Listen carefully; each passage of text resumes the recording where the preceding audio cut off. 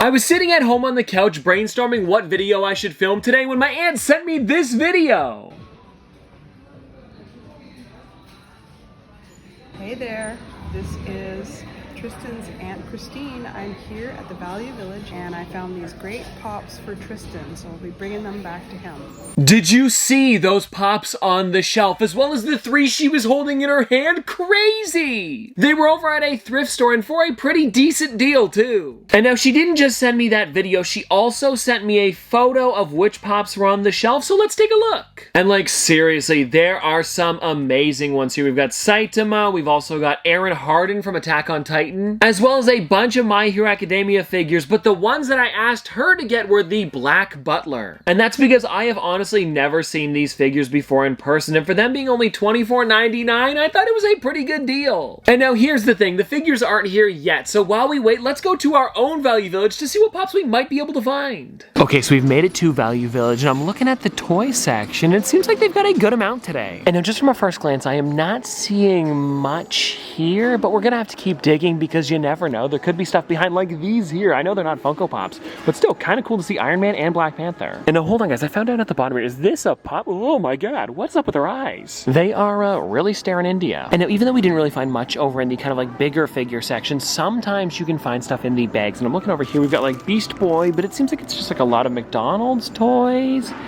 Yeah, I'm not seeing any pops yet. Oh, but down at the bottom here, we do have Darwin. Again, not a pop, but I wish they did make Amazing World of Gumball ones. And now, even though there wasn't any in the toys, they sometimes have some in the collectibles section at the front. In box? Fingers crossed. Okay, so we made it. Now, it looks like they've got a lot of stuff, but I'm not seeing any Funko Pops today. And they do have some stuff in box, like, but what is this? And then over here, I did also notice a bobblehead, but it's not a wacky wobbler made by Funko. It is called a Butt Ugly Martian? I don't know, you guys tell me. Well, as you guys could probably tell, it was a bit of a bust, but I found these down in the basement that I picked up a little while ago and meant to show off in a video. And so I guess this kind of works out perfectly because I have a few things here that I think you guys might enjoy. And if I'm gonna be honest, I don't remember when I grabbed these, but for $4.99 I got some Minions Christmas lights. It's not a Funko Pop, but you can't pass up on something like this. And then this next one here that I found was for $3.99 and it was actually 2 Club Penguin plush. The reason I got them was because the tags were still on them and I felt like that probably meant that they were brand new, or at least new enough that somebody didn't like completely play with them, you know? And so if you guys want to check them out, we have the Ninja as well as Ranger, and they're pretty funny, especially with Club Penguin not being around anymore. And then everybody, the last thing that I did find was actually 2 Funko Pops, and we've got ones here from both BoJack Horseman.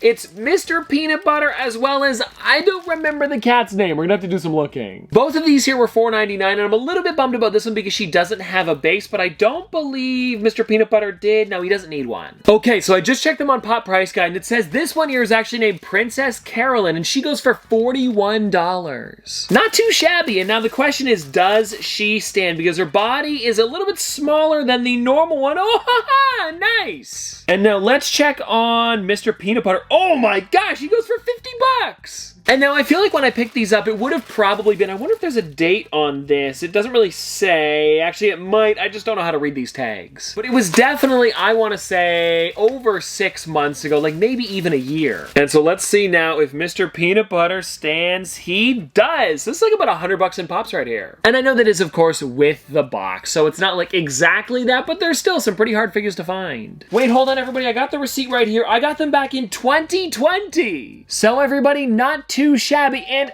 I think they're here. Everybody, they're here.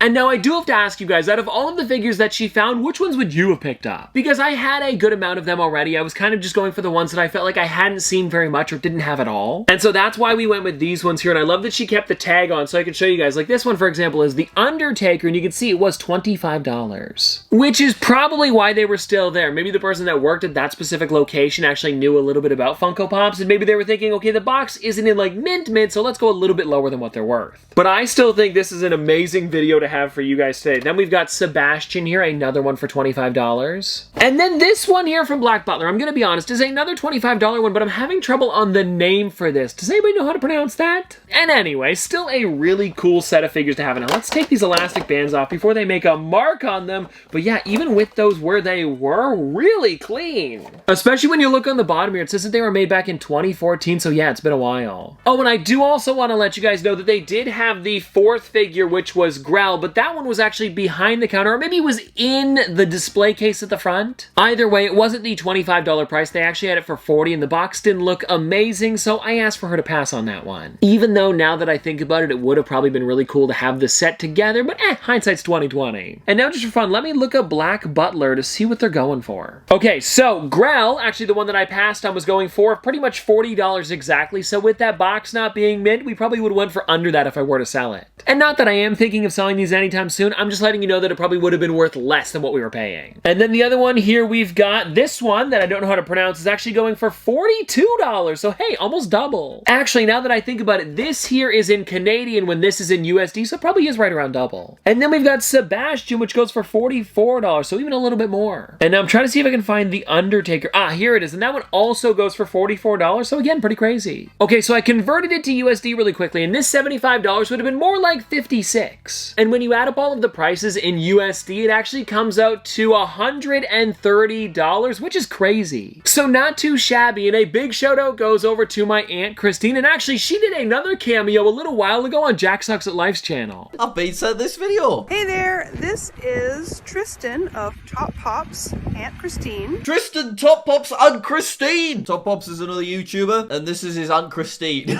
I'll have that video linked in the description down below, but she actually found the building that was also like Jack's award. I don't know, super random, but really fun. And now really quickly, I do want to take these guys out of the box to see them a little bit closer up, because there is some, like I mentioned, amazing detail on them, and I've actually never seen these ones in person, so there might be some detail on the back that I've never seen. Like, for example, on Undertaker, the way that their hat is set up. Look at that. I had no clue that was there. Oh, and also kind of interesting, if you look closely, you can actually see their eyes poking through their hair. I really like that detail. And now let's take a look at the one that I still don't know how to pronounce. You guys are definitely gonna have to help me in the comment section below on this one. But I'm thinking, out of all three of them, it probably seems the simplest, but still a really nice one. And when you look, they've got the cane in one hand, and then on the back, oh, you can actually see a ring on their hand, as well as the buckles on the back of their coat, which again, you would not have been able to see in the box. I'm also really enjoying how they do the eye patch. And now it's not just like in the front, it actually goes through the hair, then on the back, and then there's a little tie, which is really cool. And then for Sebastian, let's take a look at this one out of the box. And I'm noticing they do have the towel over their arm, and that's probably going to be it. Oh no, they also have the arm on the back, which totally makes sense.